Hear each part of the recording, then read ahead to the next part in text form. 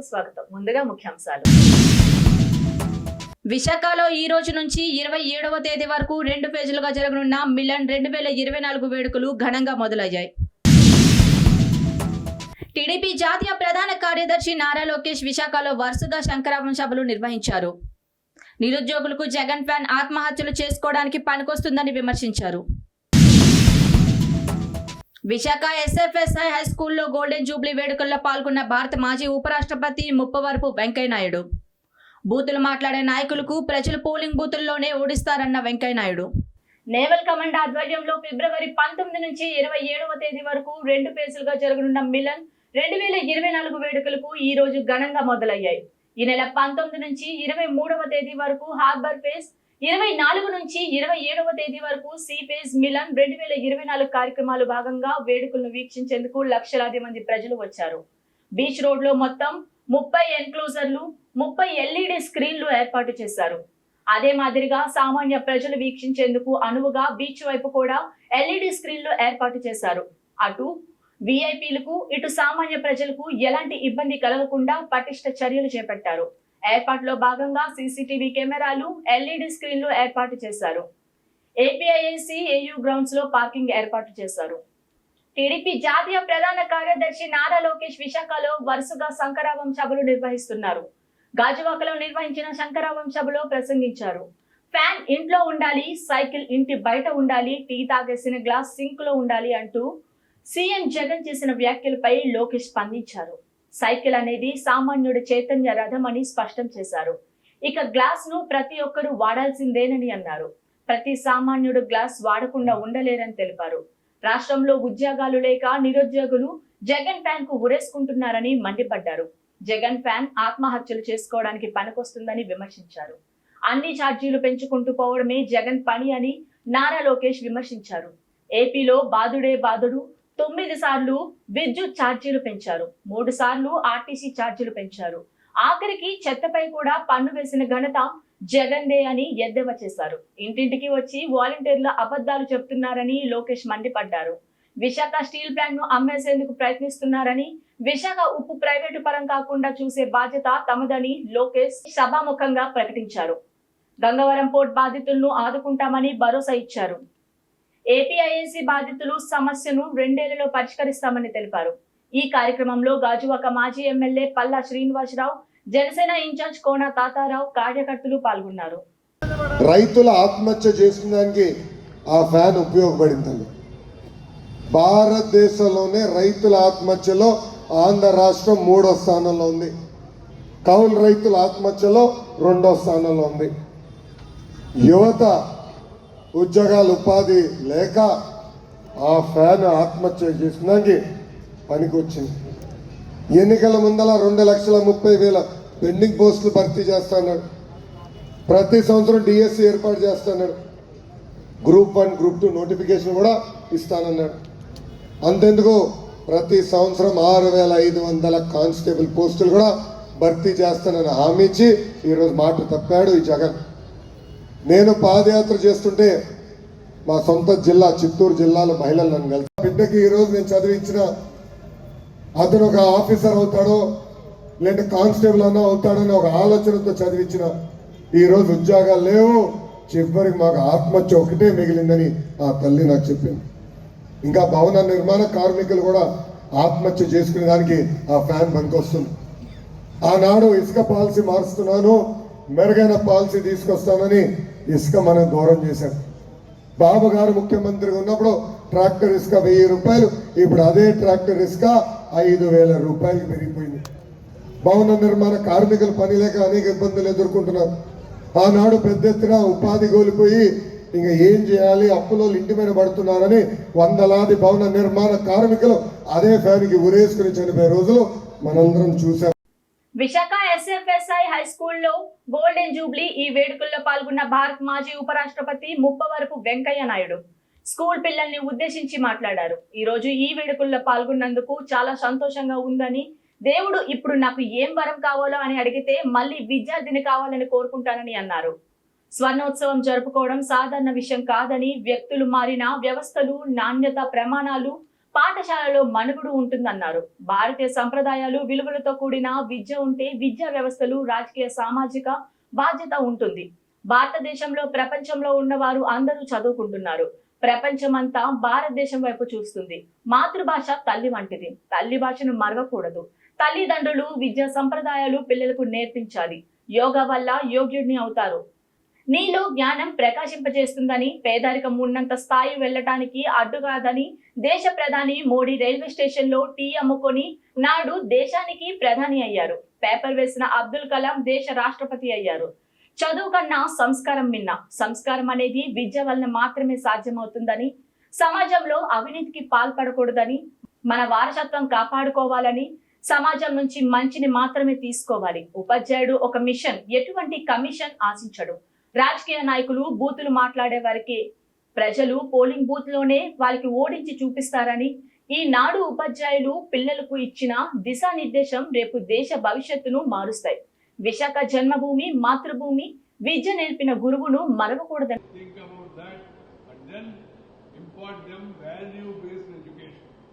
విలువలతో కూడినట్టు విద్య ఉంటే మనం విలువలతో కూడినట్టు పౌరులుగా తయారవుతాం. ఉండేటి అవసరం అని చెప్పి మీ అందరికీ భావిస్తూ ఉన్నాం. ఒకప్పుడు భారతదేశం ప్రపంచానికి విశ్వగురువుగా పేరుగాంచింది. నలంద, తక్షశిల, విక్రమశిల అలాంటి విశ్వవిద్యాలయాల్లో ప్రపంచం నలుమూల నుంచి వచ్చే విద్యార్థులు చదువుకునేవాళ్ళు. అలాంటి గొప్ప దేశం మన దేశం పరాయి వాళ్ళ పాలనలో మరి బానిసత్వ పరిపాలనలో మొగ్గడం వలన మన ఆత్మవిశ్వాసాన్ని మనం కోల్పోయాం. వాళ్ళు కేవలం మన దేశాన్ని దోచుకోవడమే కాదు, మన సంపదను దోచుకోవడమే కాదు, మన యొక్క ఆలోచనలు కూడా దోచుకొని మనదంతా చాలా సామాన్యమైందని, చౌకబారుదని, వాళ్ళు మాత్రం చాలా గొప్పవాళ్ళు అన్నట్టుగా విద్యా విధానాన్ని రూపొందించారు, ఆలోచన విధానాన్ని రూపొందించారు, పరిపాలన విధానాన్ని రూపొందించారు. దానివల్ల దేశంలో మార్పు వచ్చింది. ఒకప్పుడు ప్రపంచంలో the entire world 30% of the GDP used to come from India. 30% of the world GDP only from India. That is Bharat. అలాంటి పరిస్థితి నుంచి మనం కిందకి నెట్టివేయబడ్డాం. మళ్ళా తిరిగి time has come. Now the entire world is once again looking towards India. Thanks to India is being recognised and respected worldwide. ప్రపంచం మళ్ళా తిరిగి భారతదేశం చూస్తూ ఉంది. మనందరం కూడా కష్టపడి పనిచేస్తే, మనందరం విలువలు సాంప్రదాయాలను పరిరక్షించుకుంటే మళ్ళా ప్రపంచంలో శక్తివంతమైన దేశంగా ఇంకా తయారవుతుంది. మనం శక్తివంతమైన దేశంగా తయారు కావడం ఇతరులపై కథనం చేయడానికి కాదు. We never believe in passing over others. We never conquered any country in spite of being the richest in the world and one of the biggest in the world. But we never attacked any country. That is the greatness of this Indian civilization. ఆది కాలం నుంచి, వేద కాలం నుంచి, పుణ్యకాలం నుంచి, పురాణ కాలం నుంచి మన పూర్వీకులు అనుభవించి, రంగరించి, మేళవించి మనకు అందించిన వారసత్వం ఏముందో ఆ వారసత్వాన్ని మనం కాపాడుకోవాలి. కన్న తల్లిని, జన్మభూమిని, మాతృభాషను పాఠం చెప్పిన గురువులు, చదువు నేర్చుకున్న విద్యా సంస్థను మర్చిపోవడం అది మానవ లక్షణం కాదు. So remember mother who has given you beautiful birth. Mother includes father also. అమ్మా నాన్న ఇద్దరు. కానీ మన సాంప్రదాయంలో మనం అమ్మా మదర్ ల్యాండ్ అంటాం, ఫాదర్స్ ల్యాండ్ అంటాం. That is the greatness of India. That is how we give importance to our women in the country. మన దేశంలో పుట్టిన మనం ఈ దేశ మన మాతృభాషను మనం నేర్చుకోవాలి. అమ్మగారి భవనికి వచ్చినప్పుడు అమ్మా అంటాం కదా, ఆ భాషనే మళ్ళా నేర్చుకోవాలి. కానీ మనకి ఫ్యాషన్ అయిపోయింది. తల్లిదండ్రులు కూడా పిల్లలు చెప్తున్నారు, నాన్న మమ్మీ అను, డాడీ అను. అమ్మా అంటే అంతరాళంతో వస్తుంది, మమ్మీ అంటే పెద్దవాళ్ళు నుంచి వస్తుంది. కావాలంటే సాయంత్రం ఒకసారి ట్రై చేసుకుని చూడండి. అందువల్ల మాతృభాషను మర్చిపోకూడదు. రాష్ట్ర మహిళా అధికార ప్రతినిధి మరియు 55వ వార్డ్ కార్పొరేటర్ అభ్యర్థి ఈతలపాక సుజాత ఆధ్వర్యంలో రాష్ట్ర మాజీ మంత్రివర్యులు మరియు జాతీయ ప్రధాన కార్యదర్శి శ్రీ నారా లోకేష్ బాబు గారి శంకరావం నార్త్ నియోజకవర్గం బహిరంగ సభకు నార్త్ నియోజకవర్గం శాసనసభ్యులు శ్రీ గంటా శ్రీనివాసరావు గారి పిలుపుపై 55వ వార్డు నుండి ward committee cluster unit incharge booth కన్వీనర్లు కార్యకర్తలు తరలి వెళ్లారు. కార్యక్రమంలో G Veerababu, M Appalanaidu, E Eswararao, B Srikanth, M Devi, D Leelavathi, J Prakash, P Chandrarao, T Nagesh, B Nagaraju, Giri, G Sudha, K Vasubabu, S Chinnareddy, S Ramana Apparao తదితరులు పాల్గొన్నారు. కాంగ్రెస్ పార్టీ బలోపేతానికి కృషి చేస్తున్నామని ఏపీ టెక్నాలజీస్ మాజీ చైర్మన్ కొయ్య ప్రశాంత్ రెడ్డి అన్నారు. ఆదివారం ఎన్జిఓ కాలనీలో ప్రముఖ వ్యాపారవేత్త రాజులపల్లి శ్రీనివాస్ రెడ్డిని మర్యాద పూర్వకంగా కలిసి పలు అంశాలపై చర్చించారు. ఈ సందర్భంగా ఆయన మాట్లాడారు. పిసిసి అధ్యక్షురాలు వైఎస్ షర్మిల ఆధ్వర్యంలో ముందుకు సాగుతుందని, రానున్న రోజుల్లో కాంగ్రెస్ పార్టీకి ప్రజల నుంచి విశేష స్పందన లభిస్తుందని ఆశాభావం వ్యక్తం చేశారు. శ్రీనివాస్ రెడ్డి మాట్లాడుతూ కాంగ్రెస్ పార్టీలో చేరేందుకు గల అవకాశాలను పరిశీలిస్తున్నామని తెలిపారు. విశాఖపట్నానికి వ్యాపార నిమిత్తం వచ్చినటువంటి బాగా పరిచయం. మేము రాజశేఖర రెడ్డి గారికి ఆ రోజు ఆయన యంగ్స్టార్ డైనమిక్ లీడర్ ఆయన సమక్షంలో మేము పార్టీలో కీలకంగా మేము వ్యవహరించాము. ఆయనతో పాటు ఈ విశాఖపట్నానికి రాజశేఖర రెడ్డి గారు వస్తున్నాడు అంటే అప్పుడు ఆనాడు కొత్తలో ప్రసాద్ రెడ్డి గారు మేమే జనాలు తీసుకొని పోయే వాళ్ళము. మేము మా దగ్గరే అంత జనం ఉండేవాళ్ళు. మేము ఆ రోజు ఆయన బాటలో నడిచాము. ప్రసాద్ రెడ్డి గారు ఎక్కడికి పోయినా, పాతపట్నం ఎలక్షన్కి పోయినా మేమే వెళ్ళేవాళ్ళం. ఎక్కడికి పోయినా ఆయన 1 గంటప్పుడు తల్లి పెట్టేసినప్పుడు వస్తున్నాడంటే మేమే వెళ్ళేవాళ్ళం. ఎందుకంటే ఆయన అంటే గౌరవం. ఆయన ముఖ్యమంత్రి అవుతాడని కాదు, మంచి డైనమిక్ లీడరు, ఆయన ప్రజల మనిషిని అందరికి తెలుసు కాబట్టి మేము వెళ్ళాము. ఆయన కొడుకు కూడా మంచివాడే, జగన్మోహన్ రెడ్డి గారు కూడా. అయితే ఆయన ఏంటంటే కొంతమంది సామంత రాజులతో ఆయన వాళ్ళు ఏం చెప్తే వాళ్ళ సామంత రాజుల మాట చెప్పడం వల్ల ఇబ్బంది పడుతున్నాము మేము అందరం. చెప్తే జగన్మోహన్ రెడ్డి గారి దాంట్లో కానీ రాజశేఖర రెడ్డి గారికి కానీ మేము విరోధం కాదు, వాళ్ళకు అనుగుణంగానే మేము ఉన్నాం ఇంతవరకు. ఈ సామంత రాజులు కొంతమంది వచ్చి ఆ సామంత రాజుల చేతులు కూడా లేకుండా వాళ్ళ కింద రకరకాలుగా పోయి వాళ్ళు ఏం చెప్తే జరుగుతుంది. చెప్తే రాజశేఖర రెడ్డికి కానీ జగన్మోహన్ రెడ్డికి కానీ ఎలాంటి మాకు ఏం లేదు, మంచిగానే ఉంటాం. అయితే మేము స్వప్రయోజనాన్ని ఆశించి కానీ ఈరోజు ప్రసాద్ రెడ్డి గారికి సంబంధించి నాకు మంచి మిత్రుడు ఆయన. ఎవరో తెలియని వాళ్ళు, ముక్కు మొగం తెలియని ఎక్కడి నుండి వస్తారు వచ్చి వాళ్ళు ఎమ్మెల్యేలు అయినారు, మంత్రులు అయినారు, మినిస్టర్ అయినారు. నేను చూశాను. ఏమీ లేని చెప్పులు లేని వాళ్ళు కూడా మంత్రులు అయిన ఉన్నారు, నేను చూశాను. అయితే మేము ఏనాడు కూడా మంత్రులు కావాలి, ఎమ్మెల్యేలు కావాలి. ఆయన ప్రసాద్ రెడ్డి గారు టికెట్ ఆశించలేంత వరకు మేము కూడా ఆశించలేదు. కనీసము మాకు రాజశేఖర రెడ్డి గారి దగ్గరైనా, విజయభాస్కర్ రెడ్డి గారి దగ్గర ఆయన అలా వెళ్ళేవాడు. రాజశేఖర రెడ్డి గారి దగ్గరికి పోతే ఆయన మమ్మల్ని పేరుతో పిలిచేవాడు. మా ఇంటికి వచ్చాడు. వాళ్ళ అత్తగారింటి గారిలో టిఫిన్ బ్రేక్ఫాస్ట్ అయితే వాళ్ళ అత్తగారింటికి ఆ రోజు మరిపాలనికి వెళ్ళాము. ఎప్పుడు దాదాపు ఒక 40 ఏళ్ళ క్రితం. ఏం మతికుంది ఆ ప్రసాద్ రెడ్డి. అంత సంబంధాలు ఉన్నాయి మాకు. కాంగ్రెస్ పార్టీతో మాకుండే సంబంధం సామాన్య సంబంధం కాదు. వాళ్ళ కుటుంబంతో కూడా అట్లే ఉండేది. రాజారెడ్డి గారు మా ఊరు కిందనే ఆయన మైనింగ్ చేసేవాడు. మైనింగ్ అప్పటి నుండి కూడా ఆయన పోయి కలిసేవాడిని నేను. ఫస్ట్ నుంచి కూడా వీళ్ళది డైరింగ్ అయిన కుటుంబం అని నాకు తెలుసు. వాళ్ళతో ఏ దానికైనా పనికి ప్రజాసేవకైనా ముందుంటారని తెలుసు. అయితే ఇప్పుడు జరిగే సమస్య దానికి జగన్మోహన్ రెడ్డికి, రాజశేఖర రెడ్డికి ఇప్పుడు జరిగేది వేరు లేడ. వీళ్ళు లేనిపోనివని చెప్పేసి కొంతమంది మీద వాళ్ళ ప్రయోజనం చేసుకుంటున్నారు తప్పితే ఈ రోజు వరకు కూడా రాజశేఖర రెడ్డికి ఎలాంటి మచ్చలేదు, జగన్మోహన్ రెడ్డి కూడా అలాగే లేదు. షర్మిల వచ్చింది. షర్మిలకు రాజశేఖర రెడ్డి కూతురుగా అందరూ గౌరవిస్తారు. రాష్ట్రంలో దాదాపు మన రాష్ట్రంలో అయితే తెలంగాణలో అయితే తెలంగాణలో కూడా గౌరవించినారు. మన ఆంధ్రలో కూడా గౌరవిస్తారు. ఆమెకు గౌరవం లేకుండా ఉండదు. ఆ కుటుంబానికి ఖచ్చితంగా ఉంటుంది. ఏ పార్టీలు ఉన్నా కానీ ఉంటుంది. వాళ్ళకు ఇండివిజువల్ అయినా ఉంటుంది. మీరు సీనియర్ నాయకులు ఇక్కడ 5 సంవత్సరాలు పెట్టి ఉన్నారు. మీకు ఏ పోస్ట్ అది? అంటే మేము పోస్ట్ అడగలేదు స్వామి. పోస్ట్ గురించి ఎప్పుడు అడుగుతాం? మేము ఎందుకు అడుగుతాం పోస్టు? ఇప్పుడు మేము ఎవరు మన మంచి, ఇప్పుడు ప్రసాద్ రెడ్డి పొద్దు పార్టీలో చేరాడు, కాంగ్రెస్ పార్టీలో ఉన్నాడు. ఎవరు మన మనిషి అయినా వచ్చాడా నా దగ్గరికి? వచ్చాడు కదా, నేనేమైనా అడిగానా? రా అని పిలిచానా? మిగతా ఏమైనా అడిగించానా? అట్లా వాళ్ళు కనీసం మనకు తెలుసుకోవాలా. ఇది చాలా ఉంది. మేమేందుకు కడతాం పోస్టు? ఏం చేస్తాం పోస్టు? వాళ్ళు గుర్తించాలా. నెలకి రాసుకొని కూడా రావు కొన్ని పోస్టులు చెప్పాలంటే యాక్చువల్గా పోస్ట్ అనేది మేము పోస్ట్ కన్నా గొప్పలం. మేము పోస్టులో ఉంటే పోస్ట్ వల్ల మాకు వన్నే రాదు, పోస్టుకే వన్నే తెచ్చాము. అలాంటి వాళ్ళకి మాకు పోస్టుల గురించి కానీ కాదు, దాని గురించి మేము బ్లాక్మెయిల్ రాజకీయాలు ఆడము. మాకు గౌరవం కావాలి అంత తప్పితే రెండోది ఆయన వాళ్ళ డబ్బులు వద్దు, నాకేం వ్యాపారంలో అడగలేదు, కాంట్రాక్టర్ అడగలేదు, ఏం అడగలేదు. ఇవన్నీ నేను సంపాదించుకునే నాకు కష్టపడి సంపాదించుకునే వ్యాపారాలు వస్తే నేను ఎప్పుడు ఏనాడు కూడా ఏది కూడా ఆశించలేదు, చేయలేదు. అంతే చాలు సార్. నమస్కారం. పార్టీలకు చేయడానికి కాంగ్రెస్ పార్టీకి ఎమ్మెల్యేగా పోటీ చేసే ఉద్దేశం అది ఆలోచిస్తామన్నా.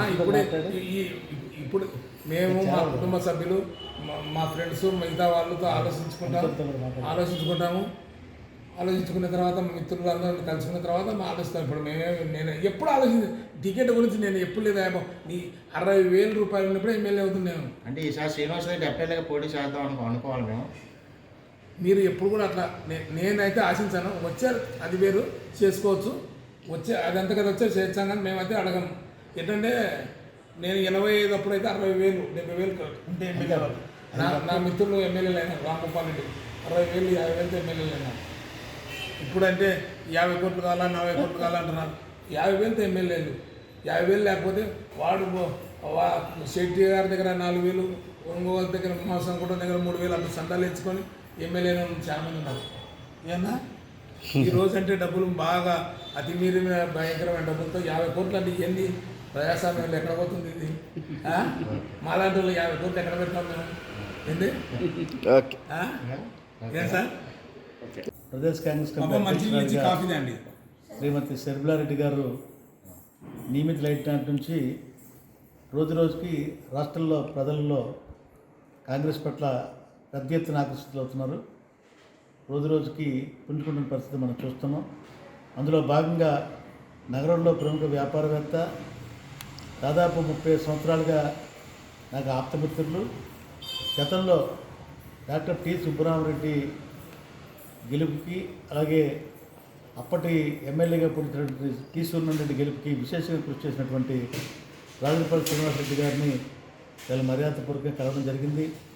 ఆయన్ని హృదయపూర్వకంగా కాంగ్రెస్ పార్టీలోకి ఆహ్వానిస్తున్నాం.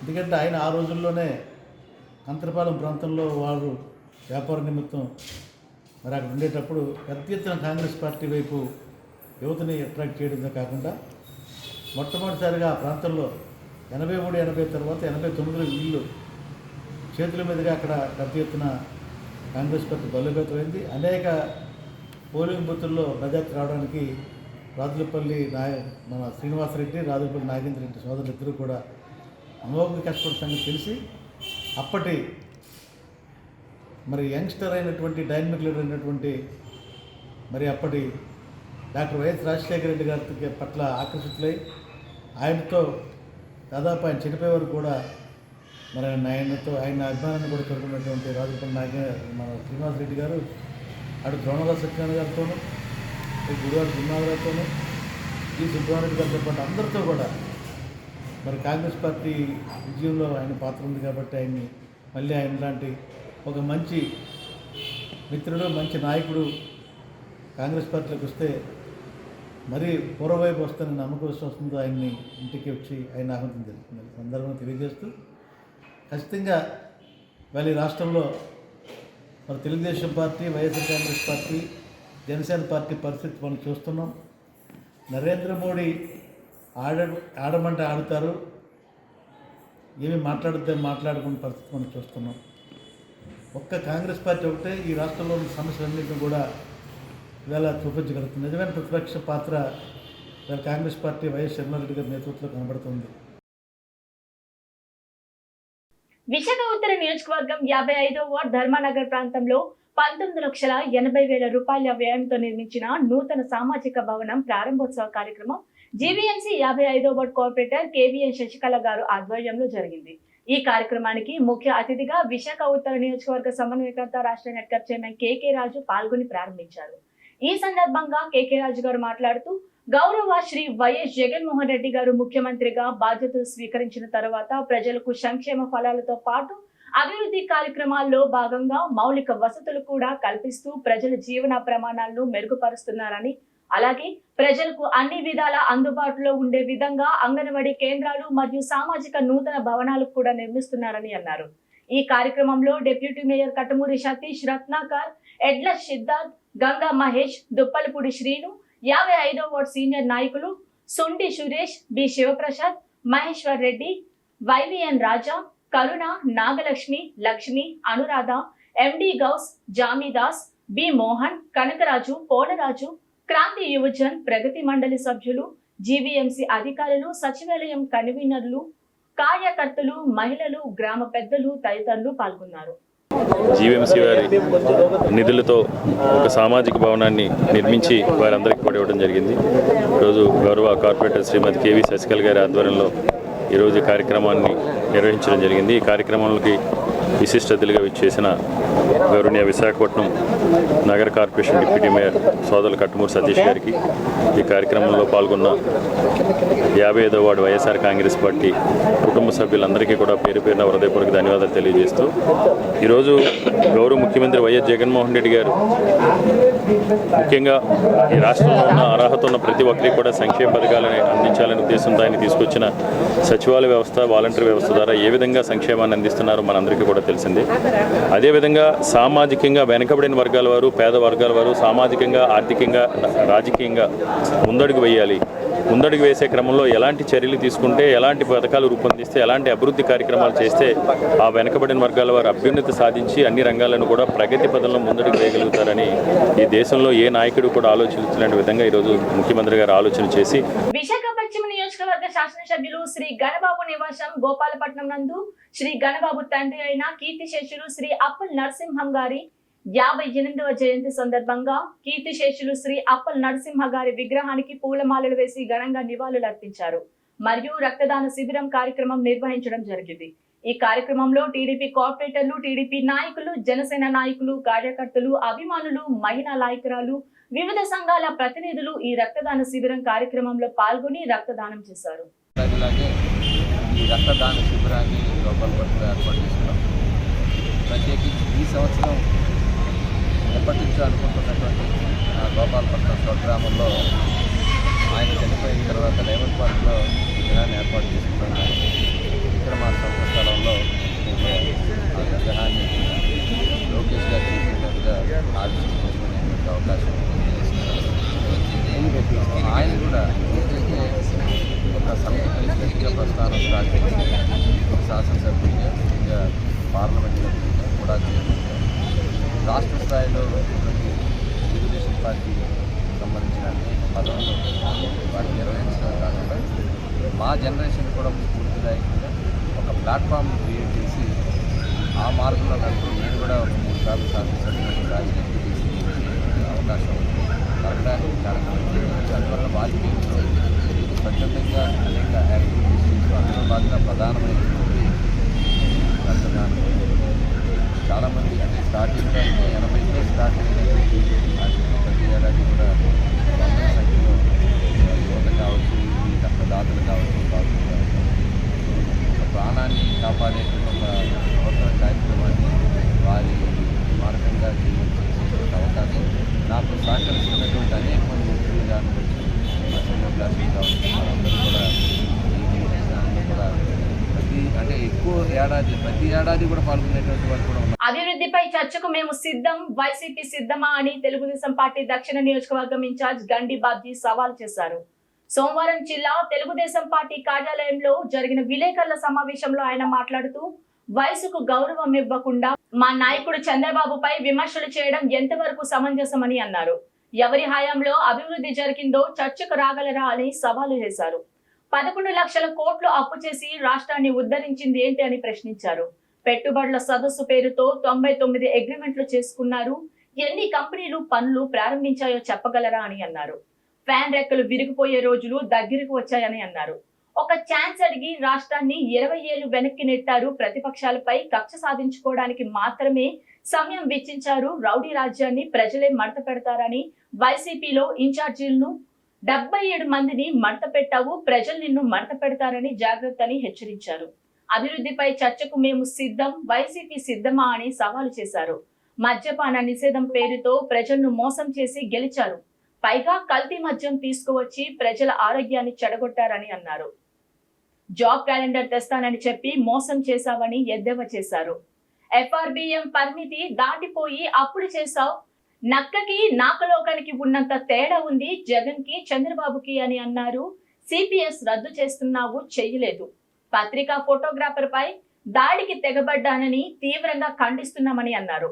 పార్లమెంటరీ ప్రధాన కార్యదర్శి పాసర్ల ప్రసాద్ మాట్లాడుతూ అన్ని వర్గాల ప్రజలను మోసం జగన్ చేశాడని, మత సంస్థల ఆస్తులను కబ్జా చేస్తున్నారు. SC, ST, BCలను కూడా మోసం చేశావు. కుల కార్పొరేషన్లకు నిధులు ఏవి?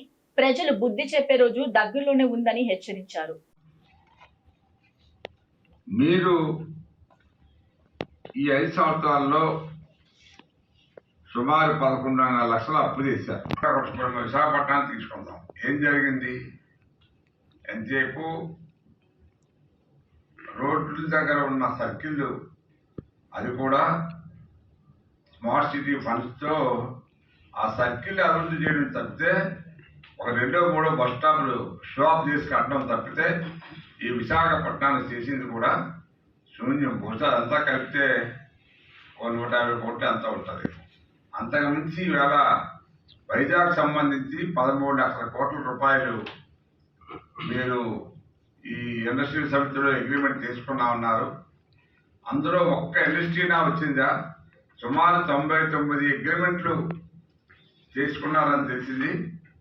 అందులో కనీసం 10 కూడా 15 ఎన్నో లాంచ్ చేశారని, ఒక 1900 మందికి ఉద్యోగాలు వచ్చాయని, 7,000 కోట్ల చిల్లర 9,000 కోట్ల చిల్లర ఖర్చు పెట్టారని తప్పితే ఈ రాష్ట్రంలో కూడా ఒక్క ఇండస్ట్రీ తేవడం కానీ, ఈ కోడిగుడ్ల మంత్రి ఆయన కూడా ఉన్న పరిశ్రమల్ని పాడు చేయడానికి బేరాలు ఆడుకొని వాళ్ళ నాయకుడు ఆయన కూడా ఆ కంపెనీలన్నీ కూడా రాకుండా చేయడం జరిగిన సంగతి మీకు తెలిసిందే. ఈ సందర్భంగా కొన్ని విషయాలు చెప్పవలసి వచ్చింది. వచ్చే ఎన్నికల్లో మళ్ళీ నాకే ఓటేయండి, నేను 99% మీ అందరికీ కూడా అభివృద్ధి చేశానని చెప్పాను. ముఖ్యమంత్రికి మేము ఛాలెంజ్ చేస్తున్నాం, ఇక్కడ నాయకులకు కానీ ముఖ్యమంత్రి కానీ, ఏ అభివృద్ధి చేశారో మీరు పట్టుకొని రండి గవర్నమెంట్ రికార్డు. మేము మా దగ్గర ఉన్న మా డేటా మేము తెస్తాం, మాట్లాడదాం. వార్తలు ముగించే ముందు ముఖ్యాంశాలు మరోసారి. విశాఖలో ఈ రోజు నుంచి 27వ తేదీ వరకు 2 ఫేజులుగా జరగనున్న మిలన్ 2024 వేడుకలు ఘనంగా మొదలయ్యాయి. టీడీపీ జాతీయ ప్రధాన కార్యదర్శి నారా లోకేష్ విశాఖలో వరుసగా శంకరాభం సభలు నిర్వహించారు. నిరుద్యోగులకు జగన్ ఫ్యాన్ ఆత్మహత్యలు చేసుకోవడానికి పనికొస్తుందని విమర్శించారు. విశాఖ SFSI హై స్కూల్లో గోల్డెన్ జూబ్లీ వేడుకల్లో పాల్గొన్న భారత మాజీ ఉపరాష్ట్రపతి ముప్పవరపు వెంకయ్యనాయుడు. బూతులు మాట్లాడే నాయకులకు ప్రజలు పోలింగ్ బూతుల్లోనే ఓడిస్తారన్న వెంకయ్యనాయుడు. ఈ వార్తలు ఇంతటితో సమాప్తం. మళ్ళీ వచ్చే బులెటిన్లో కలుసుకుందాం. అంతవరకు సెలవు. నేను మిరియా.